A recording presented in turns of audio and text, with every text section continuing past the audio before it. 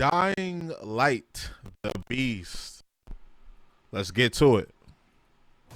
When setting out on my fourth journey of leaping across rooftops while slicing zombies in twain via the Dying Light series, I'd wondered if I'd feel any less joy from this violent survival horror parkour this time.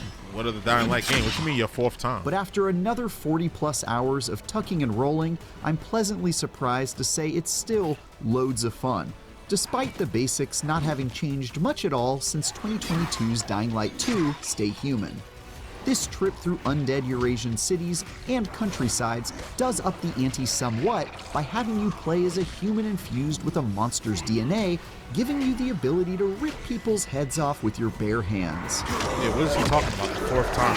That's this is the third game in the series. As satisfying as it is unsettling. And it's still absolutely horrifying to get caught out at night and get swarmed by volatiles you've no hope of defeating. The only major disappointment is that the Beast doesn't add a whole lot aside from its hulking out mechanics, and after a decade of games with few innovations, that hasn't left room for a ton of surprises. Still, there's something to be said for a reliably entertaining series, and I happily dug my fingernails through every side quest and climbing puzzle I could find. Yeah, they really mastered that climbing shit. That just designing the environments and the mechanics of parkour, they really mastered that. This continues the story of the first game's protagonist, Kyle Crane, who, through a series of quite gruesome events, has been transformed into a half-man, half-beast monstrosity, capable of leaping 50 feet in the air and screaming so loud it makes the undead take psychic damage. So, still very weird. There's not much more than that to the paper-thin plot, which has you squaring off against the world's most generic Bond villain and mad scientist on a revenge quest that goes down exactly like you think it does. We don't play Dying Light for the plot. It's gameplay. Not in this lifetime. But it's at least a good enough excuse to hunt down bosses and engage with the side quests that are usually better written and sometimes downright silly. Is that why they call you the sheriff? That and the fact that I kick butt.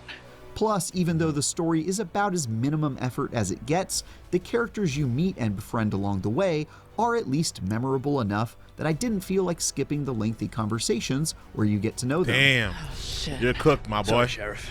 I let you down.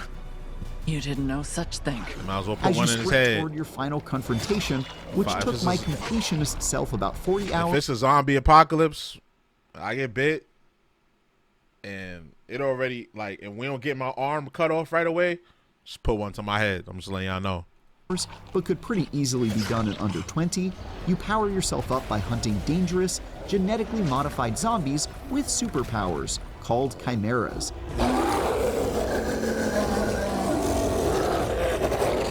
Here we go. And injecting yourself with their blood. That's wild.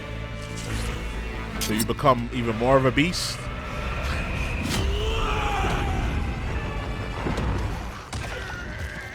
This is where the main new mechanics of the Beast comes into play, like the ability to shoulder charge through a crowd of zombies without breaking a sweat,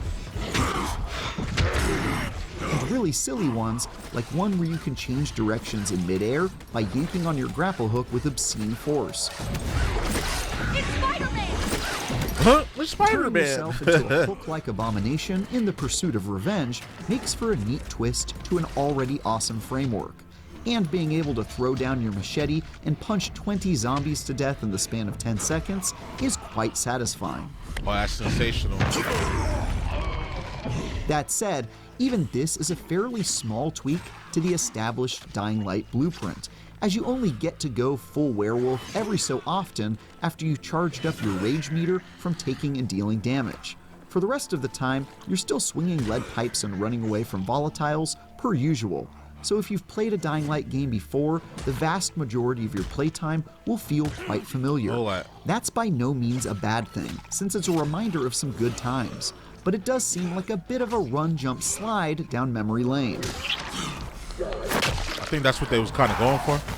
Like if it ain't broke, don't fix it kind of approach. One other thing that makes the Beast distinct from its predecessors is the boss fights against souped-up infected that unlock your new abilities. The first time you come across each of these encounters, it introduces a new type of baddie that then starts showing up in the wild, like a fast-moving skeletal zombie that leaps through the air, dances on top of lesser undead, and tackles you with sharp claws in the blink of an eye. Excuse me. Or another where a muscular, brutish ghoul gains the ability to turn invisible, leaving you frantically looking over your shoulder and listening for growls in the dark.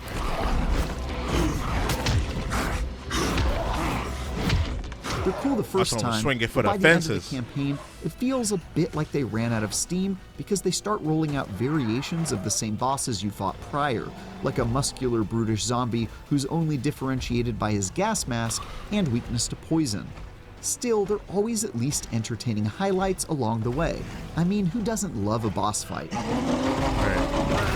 I feel like that's a result of not like lack of creativity. I think that's just a result of crunch culture in the gaming development world.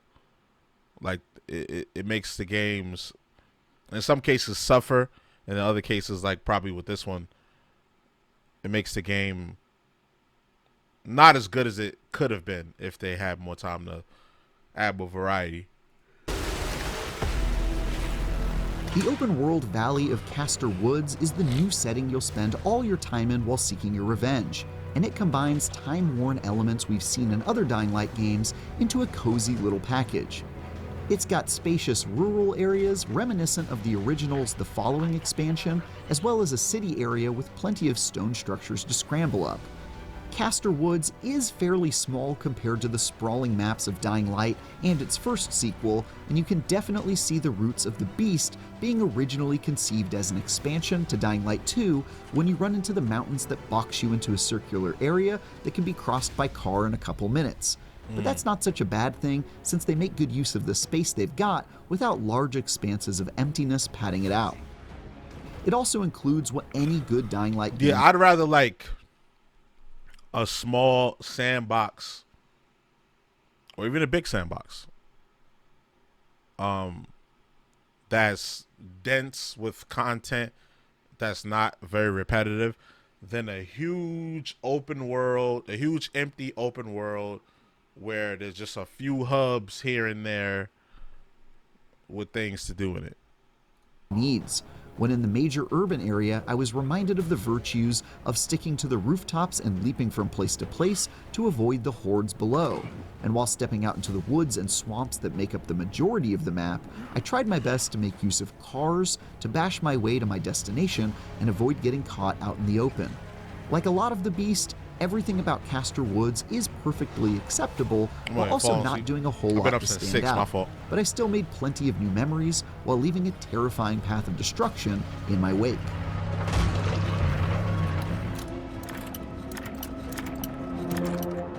Finally, I do have to hand it to Techland for making the Beast the most technically sound Dying Light game yet.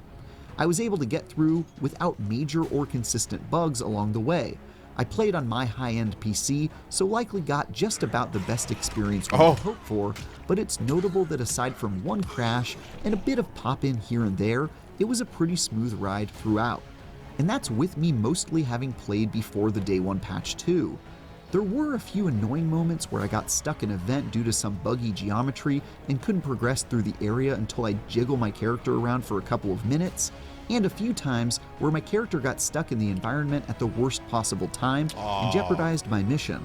But these were rare enough situations that they didn't make me want to Hulk out and throw things at the screen. Okay, here we go.